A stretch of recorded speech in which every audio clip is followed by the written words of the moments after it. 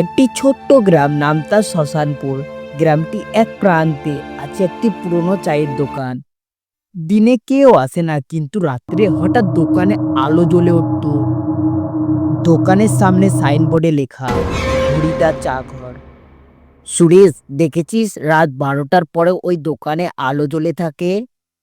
হ্যাঁ বন্ধু, গ্রামের সবাই বলে ওখানে নাকি ভূতেরা চা খেতে আসে।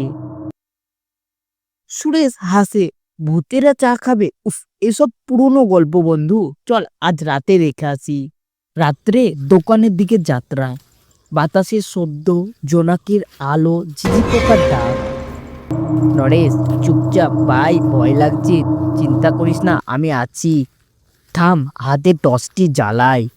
দোকানের কাছে পৌঁছায়। দোকান থেকে হালকা আলো ও ধোঁয়া বের হচ্ছে। সুরেশ, দেখ দোকানে কেউ আছে। দোকানের ভিতরে পুরো হরিদা চা বানাচ্ছে, কিন্তু দোকানে কোনো গ্রাহক নেই। নরেশ, কিন্তু বন্ধু সে কাকে চা দিচ্ছে? হরিদা কাপ রেখে বলে, এই নিন বাবু, 1 কাপ চা, গরম গরম। কিন্তু ক্যামেরায় দেখায় সামনে বেঞ্চে কেউ নেই। সুরেশ আশ্চর্য। ওই দেখ, সেখানে তো কেউ বসে নেই। আলো একটু কম আসে, হালকা কুয়াশা দেখা যায়। 3টে ভূত বসে চা খাচ্ছে। নরেশ ভূত দেখে কাঁপতে লাগলো। আহা হরিদা, তোমার আদা চা দুনিয়ায় সেরা। আজ চিনি একটু কম দিও। হরিদা, ডায়াবেটিস হচ্ছে। সুরেশ ও নরেশ চুপি চুপি দেখে। নরেশ পিস পিস করে বলে, ওরা সত্যি ভূত। নরেশ চুপ, দাঁড়া, আমি কথা বলবো ওদের সাথে। সুরেশ নির্ভয়ে দোকানে ঢুকে। এই যে দাদু, এত রাতে কার জন্য চা বানাচ্ছেন?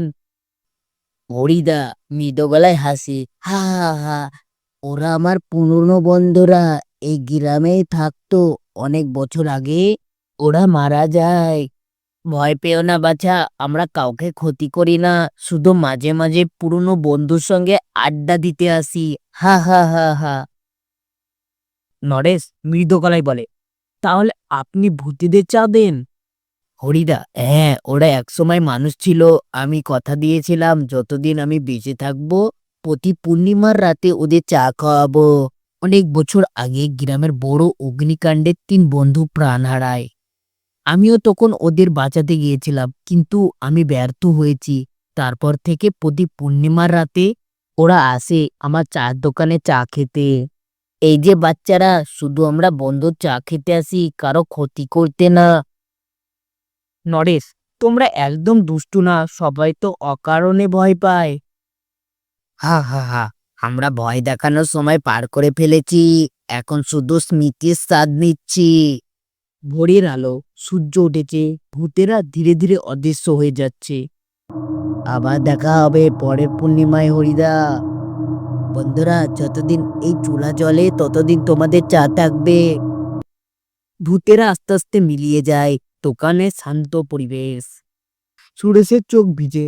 ভূতেদেরও এত গভীর বন্ধুত্ব হতে পারে? নরেশ, হ্যাঁ, ভূত না, মানুষ। ভালোবাসাই আসল জিনিস।